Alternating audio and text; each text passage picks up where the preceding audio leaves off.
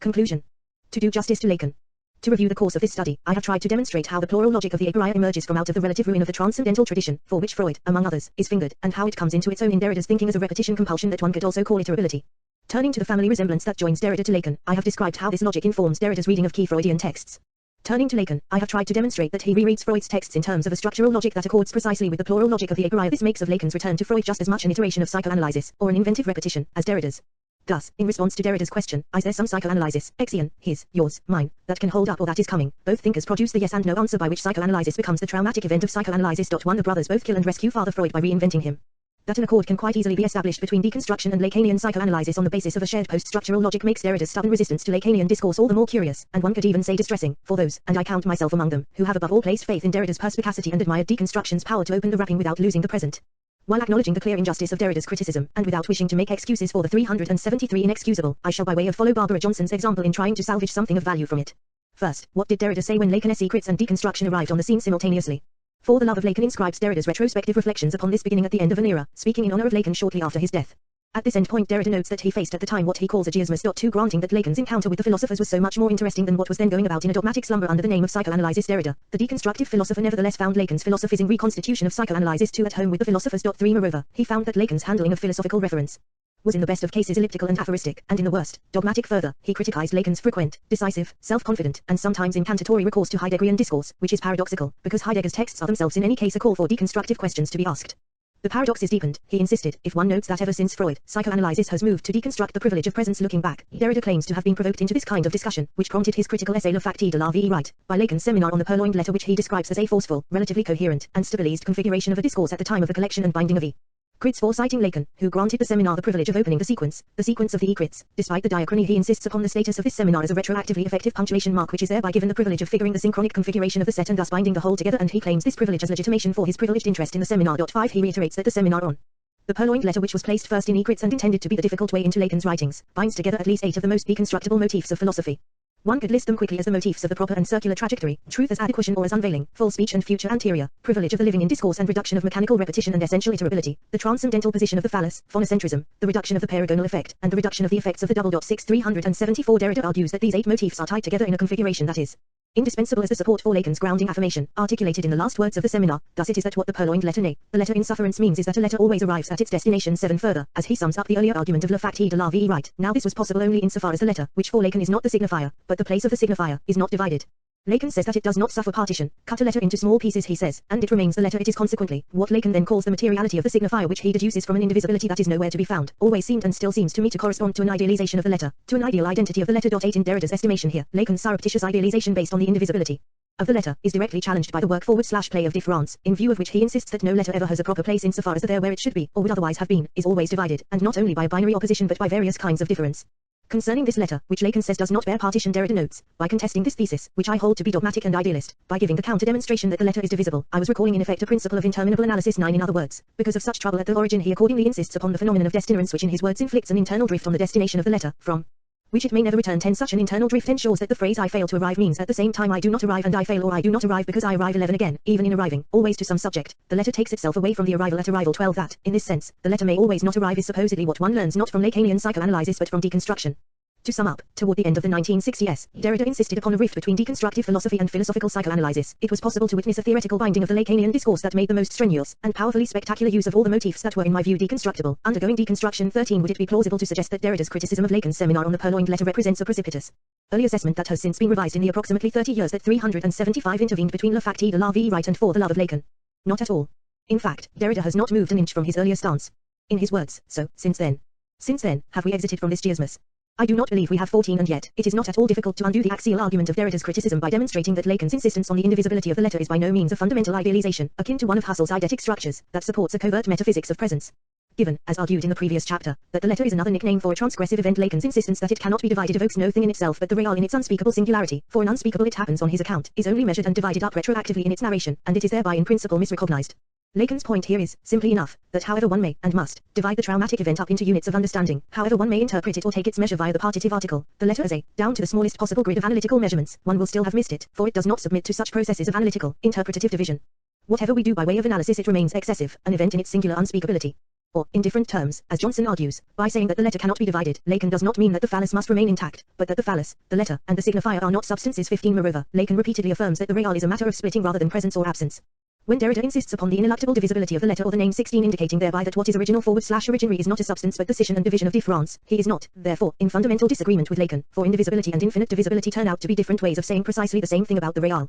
In turn, a dissolution of the axial disagreement concerning the indivisibility or otherwise of the letter undoes Derrida's argument concerning the important motif of circular return or repetition.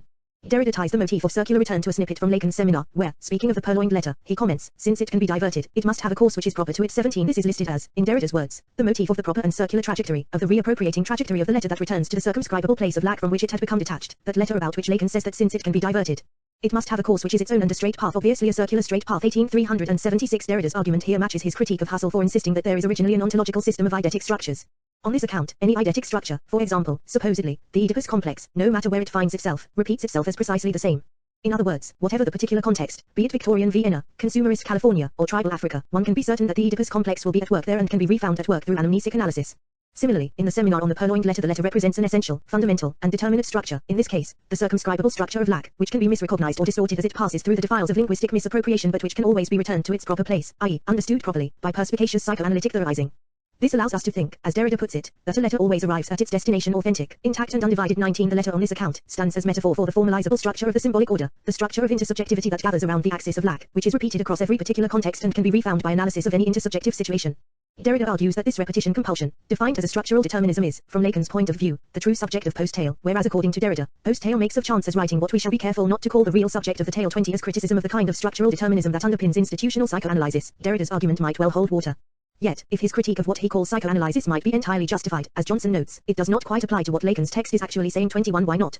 Because, as I have tried to demonstrate in the previous chapter, the formalizable intersubjective structure, both simple and odd, indivisible and divisible, to be refound in every situation associated with the incidents of the letter, the event and its narration, turns out to be a precise equivalent of the plural logic of the a priori which, notably, imposes itself upon Derrida's own texts in a number of different contexts with what he describes as a formalizable regularity. 22. In other words, to return to the metaphor of circular return, the so-called proper path of the letter, which is diverted through the misrecognizing misappropriation of paranoiac idealization or hysterical transgression, turns out to be the impasse of an improper paradox or aporia. The terrain, then, has shifted in this way from circular return as the repetition of the eidetic structures that belong to a metaphysics of presence to the iterable logic of quasi-transcendental thinking. Here, one might remind oneself of Lacan's 377 words. We cannot say of the purloined letter that, like other objects, it must be or not be in a particular place, but that unlike them it will be and not be where it is, wherever it goes. 23. One must wonder how this could be anything but a statement of something precisely equivalent to Derrida's destinerance. Notably, because Derrida argues that the 8 motifs listed above are tied together in a mutually supporting configuration, pulling the thread of the axial claims concerning indivisibility and circular return that they support must in turn unravel the entire configuration. Without going into detail, one might argue that Lacan's discourse concerning truth cannot be reduced to a matter of adequation or unveiling, that neither lac, absence, nor the phallus, fullness, is granted the status of a transcendental signified, but both give way to the quasi-transcendental function of the real, which is neither the absence nor the fullness of being but a fundamental splitting akin to difference, that empty and full speech are not terms that tie Lacan's discourse to Heideggerian jargon of authenticity but serve as respective markers for the misrecognition and the acknowledgement of the plural logic of the aporia, and so on. Along with Vis-a vis, therefore, one may counter Derrida's oversimplifying reduction of Lacan's, that a letter always arrives at its destination, to the quintessential circular motif of the metaphysics of presence, by arguing that his reproach, a letter can also miss its destination, involves a misreading of Lacan's thesis that reduces it to precisely what Lacan calls into question. 24. Insisting upon taking Lacan at his word, Vis-a vis argues instead that this proposition is far from being univocal. It offers itself to a series of possible readings, all of which oppose its reduction to the terms of a metaphysics of presence. Brutally reducing Vis-a vis arguments to formulas, these readings claim that the letter always reaches its destination because 1. Its destination is wherever it arrives, 2. What goes around comes around, 1 gets out what 1 puts in, and 3. We all die. While granting that the phrase by itself is ambiguous enough to sustain multiple Lacanian readings, however, Vis-a vis criticism of Derrida's reproach compounds one missed encounter with another. His multiple readings take Lacan's phrase out of the context of the seminar on the purloined letter, yet this is the only context within which Derrida's reproach functions.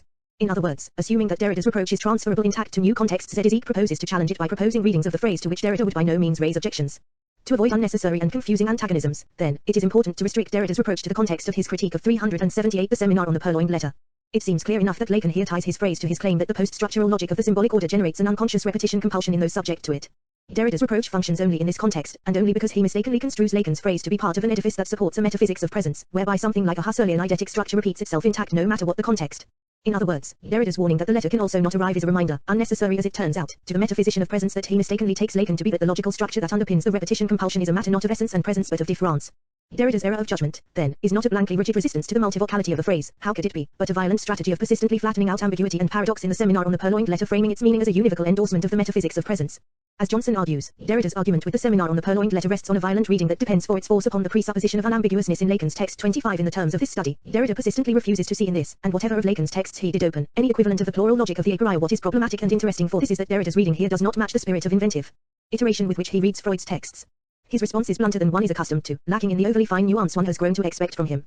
Is it plausible that Derrida intentionally frames Lacan simply as a consequence of personal acrimony or sibling rivalry? One would not like to think so. That Derrida, around 30 years later, did not move an inch from his earlier stance unfortunately belies Barbara Johnson's more charitable suggestion, namely, that because it seems so easy to counter the axial argument around which the entire edifice of Derrida's critique turns, his flatly inaccurate reading of Lacan's seminar might have been not a matter of oversight but of intentional framing, a parody rather than a mistake. In her words, Derrida being the sharp-eyed reader that he is, his consistent forcing of Lacan's statements into systems and patterns from which they are actually trying to escape must correspond to some strategic necessity different from the attentiveness to the letter of the text which characterizes Derrida's way of reading. Po 26. Johnson's suggestion that Derrida might be less concerned here with what Lacan's text says than with its textual effect, with how it is likely to 379 be read, finds some support from William Kerrigan and Joseph Smith, who comment on his growing interest in the performative dimension of a reading that would function by allowing itself to become, in Derrida's words, an example of that of which it speaks or writes. 27. They add, Derrida's interpretations often radicalize rather than diminish chance. Neither his examples nor his example illustrate in the conventional way. They question, make questionable, and often because they are questionable. 28. Granted that Derrida's criticism of Lacan's seminar on the purloined letter is entirely questionable, it becomes more productive, whatever his intentions might have been, to read the protocols for reading Lacan that derive from it as less about theoretical content than about rhetorical strategy. I wish, then, to take up Barbara Johnson's less likely but more inventive suggestion and consider what would happen if one treats Derrida's reading as a parody that mirrors what this text may potentially produce as an effect. 29. Johnson's suggestion takes on its importance. Plausibility aside, if one interprets Lacan's seminar as a response precisely to a question Freud posed in the form of a joke concerning the nature of truth, why are you lying to me? One character shouts breathlessly.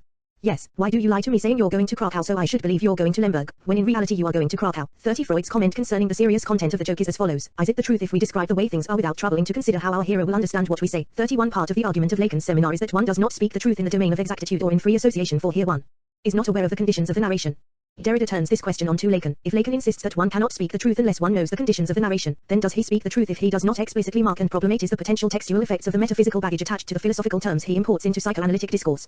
Lacan refashions all of the terms he makes use of, truth, real, full and empty speech, symbolic order, immortality, ethics and so on, but Derrida argues that he does not deal carefully enough with the metaphysical baggage that still produces its effects. Derrida's concern would be this: Lacan was not careful enough in following his own psychoanalytic advice, namely to remain vigilant concerning the word and to pay careful attention to its truth defined in terms of its effects, rather than adequation. Because of an overly cavalier use of metaphysically loaded terms, one can press the ambiguities of his text into the service of a relatively coherent metaphysical reading that ties up a 380 number of mutually reinforcing motifs, such as the one Derrida deliberately frames here. Although there might be warrant for not doing this in Lacan's text, there is nevertheless enough of a thoroughgoing metaphysical residue in his terminology to allow one very easily, but misleadingly, to tie it up into a systematic endorsement of a metaphysics of presence. On such a reading, Derrida's service to Lacanian scholarship would be to alert prospective readers to the textual effects of these intertwined motifs. As an aside, this insistence on taking an interest in the textual effect of the words one chooses rebounds as kind of ironic after effect, because it is precisely against the, albeit opposite, textual effect of his own words that Derrida is constantly forced to apply deconstructive counter-arguments. If, on the one hand, Derrida reduces Lacanian discourse to a covert metaphysics of presence, then, on the other hand, he converts it into a free-play relativism. He persistently complains about an argumentative looseness and opacity that, in his view, enables any reader to make Lacan say anything, just as it pleases him or her. First, he claims, Lacan, always sensitive to theoretical movements, understandably enough, and even to a Derridean critique correspondingly readjusted, recast, or sometimes contradicted earlier claims. But he thinks that Lacan's discursive sensitivity to see changes in philosophical spirit goes hand in hand with a rhetoric intimating that what has been changed in his discourse after the fact, a shift, for example, from speech to writing, was in fact always already there in his discourse from the beginning. As a necessity to come, he argues that Lacan's ideas change, but he presents them as if the new had always already been inscribed in the earlier work, which can now be seen as merely propedeutic or preparatory. He does not acknowledge influence, and he does not mark changes. Thus, Derrida grumbles, there will always be ways of putting together textual evidence that will make his reading of the seminar on the purloined letter seem unjust. Second, since Lacan's discourse took the form of spoken discourse, which was recorded in various ways and edited with an active and heavy hand, who will ever know just who said what and when? Finally, this uncertainty of origin in the Lacanian text is compounded by an equal uncertainty of destination, whose stakes hang on interpretative decisions to be made by those faced with Lacan's elusive, elliptical, hyperbolic grotesqueries of style. All of this makes it impossible to tell for sure, or in the end, what Lacan would or would not have said. The question here becomes, is one speaking the truth if one pretends to describe things as they are, knowing full well that the ambiguity and equivocality of what is said makes it impossible for those who hear to assess it? 381. As a later generation reader, of course, I am in no position to assess, or set much store by, this gripe. Suffice it to suggest that the Lacanian equivalent of the plural logic of the a priori seems too thoroughgoing and fundamental to have been inserted as an afterthought. In any case, such uncertainty, for Derrida, is not the most serious problem. Rather, the problem would lie with a reading that still, in face of this, insists that there is a true Lacan to be refound. Concerning analysis or interpretation of the Lacanian text, Derrida insists that Lacan in general does not exist for him. In contrast to what he sees as the tendency toward a circumscribing, protective jealousy and mastery in the relations between Lacan and his interpreters, he insists that, as a matter of principle, he has never pretended to enclose Lacan himself in his readings. Even if he aims to uncover and open up some or other relatively stable configuration to be found in a specific Lacanian text, he does so in a way that would not be a totalizing, homogenizing, critical, in Kant's sense of limiting, or objectifying meta-discourse on Lacan's texts. In any case, there have since been countless counter-signatures that constantly put all of what he has to say back into play in what he calls other scenes. Derrida insists that his own text, on a purloined and wandering letter, his own letter, is set adrift, without the prospect of a necessary return, and all of this is a good thing. Lacan, he insists, knows this, but his readers, his analysts, must be wary of what unconscious motives in Lacan make him pretend not to know, that is, what in him, contrary to his own discourse, promotes the guru-supplicant relation. Here, in my view, one at last comes to what Derrida is really resisting in relation to Lacan. As a self-proclaimed authentic interpreter of Freud in opposition to the more dominant, but for Lacan inappropriate, appropriation of Freudian insights by ego-psychologists, Lacan's return to Freud is hardly the substitution of one foundational discourse for another. It is a movement away from domestication by the ego-psychologists who are economizing on Freud, in order again to face the complexity and difficulty of paradox. Yet, if Lacan's reading of Freud is a matter of the inventive repetition that is consonant with the spirit of what he says, Derrida accuses him of contradicting this overt discourse by maintaining all the problematic metaphors of master and disciple in relation to his own readers. Lacan, as second-generation master analyst in Derrida's estimation, performatively ties his discourse to all of the traditional motifs of disciplinary institutionalization he has elsewhere deconstructed. Despite all he has to say about the undertow of power, for example, he offers these insights as the truth bestowed on the supplicants by the master who already knows all of it. Notably, a criticism of Lacan for a performance inconsistent with 382 what he says tacitly already grants that the discourse itself cannot conform to the metaphysics of presence. Derrida's resistance to Lacan's power concerns less the content of what he is saying, then, than its performance and the effects of this performance on the reader. Hence the epigraph de la facte de la vie right, which is a citation from Baudelaire. They thank him for the great truths he has just proclaimed, for they have discovered, O verifier of that which cannot be verified, that everything he has uttered is absolutely true, although at first, the good people confess, they had the suspicion that it might indeed be a simple fiction. Poe answers that, for his part, he never doubted it. 32 This charge, however, is not confirmed in the work of many of Lacan's close readers, who treat his writings precisely as a gift, a stimulus to keep writing. Jacques Alan Miller describes the situation well. Reading Lacan's seminar, he remarks, is not unlike the Lectio of the Middle Ages where the lesson of a master was to be divided into three parts, litera, sensus, and sententiae. The discipline of commentary focuses on the deeper levels of meaning, sententiae, that underlie what is explicit at the level of sense and grammar. Lacan, commenting on Freud's writing, makes maxims, sententiae. The question of interpreting Lacan, formula, centers on deciding what to do with these maxims, whose effect, he notes, is seemingly to present Lacan as an author in the medieval sense of the word, that is, as the one who knows what he says. Yet, as Miller argues, despite his sententiae, however, Lacan is not an author. His work is a teaching. We must take this into consideration. We must know that following his style requires that we do not synchronize and dogmatize this teaching, that we do not hide but rather stress its contradictions, its antinomies, its deadlocks, its difficulties. For teaching on the analytic experience is like work in progress and implies a back and forth motion between text and experience. 33 When it comes down to it, the conflict, due to which many Lacanians and Derridians refuse to acknowledge each other even before texts are opened, is to a large extent about legitimation. In a border dispute with Lacan concerning the status of institutional and non-institutional analysts /analysans, Derrida poses the problem of the right to psychoanalysis. Here, he notes that Lacan insists twice on Derrida's real status in this regard, whereas he of all people should have been suspicious of the limits or borders of these institutional sites. First, Lacan insists that Derrida is really an institutional known analyst according to Lacan. Derrida, who is not an institutionally recognized analyst and who is therefore, by implication, a philosopher only, does not deal with people who are suffering. 383 Meaning by that people who are in analysis, by implicitly suggesting that Derrida cannot rightfully speak of suffering or transference since he does not deal with people in analysis. Lacan is here, in effect, making institutionalized clinical treatment and the rules that organize the analytic situation into criteria of absolute competence for speaking about such things. In response, Derrida points out that one does not need the analytic situation to become the victim of suffering and transference, that is to say, love in short. These experiences are not restricted to the analytic situation, and institutionalized analytical training is not the only way to achieve competence to speak about or deal with them. Second, Lacan mistakenly suggested in a seminar that Derrida was in analysis, that is, was really an institutional analyzer, and again, Derrida counters that he has never been in analysis in the institutional sense of the analytic situation, but it matters little, since anyone can be both analyst and analyze and in their own ways, without the institutional stamp. To sum up, Lacan, as an institutionally recognized analyst, claims to offer the legitimate return to Freud due to the insecurity of Freudian concepts. However, Derrida insists that something beyond psychoanalysis is already inscribed in its commencement. In other words, not even Freud has an inalienable right to psychoanalysis, and this, accordingly, puts the idea of a return into question. Derrida has an interest in challenging Lacan's institutional grounds for legitimation, for they in principle deny that a Derridian reading of Freud can have a bearing on psychoanalytic practice, since Derrida operates not as an institutional analyst but in the interstice between literature and philosophy. Hence the border disputes between the inside of institutional psychoanalysis and its marginalia, for example, deconstructive philosophers deeply interested in psychoanalytic events. In spite of Lacan's ceaseless resistance to the psychoanalytic master discourse of ego-psychology, Derrida insists upon the paradox of his insistence upon institutionalizing psychoanalysis. But one could just as easily argue here for an iterability, consonant with the spirit of his discourse, for the sake of which Lacan kept reinventing the institution. Against the backdrop of these critical thrusts and counter-thrusts, it seems fair to call Derrida's refusal to budge regarding his initial assessment of Lacanian discourse an injustice. Moreover, given the abundant evidence adduced here to the effect that their thinking is characterized by an isomorphic logic, their divergent intellectual temperaments and discursive styles notwithstanding, one might question Derrida's curious resistance to what seems clear enough to many other readers.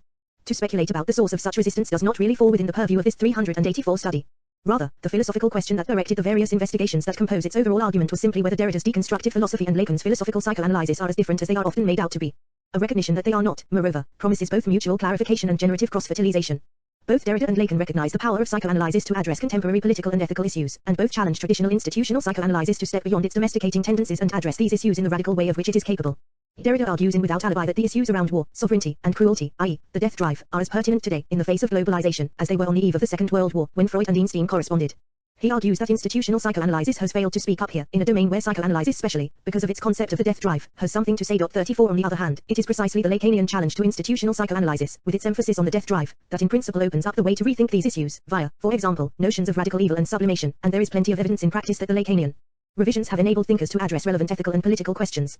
Textual difficulties, differences of style that derive from and appeal to different temperaments, and unjust criticism and counter-criticism should not be allowed obscure the deep theoretical accord between Derrida and Lacan, evident in their shared aim to theorize the human condition as an ineradicable state of aporia, and to do justice to this rupture in their texts and practice.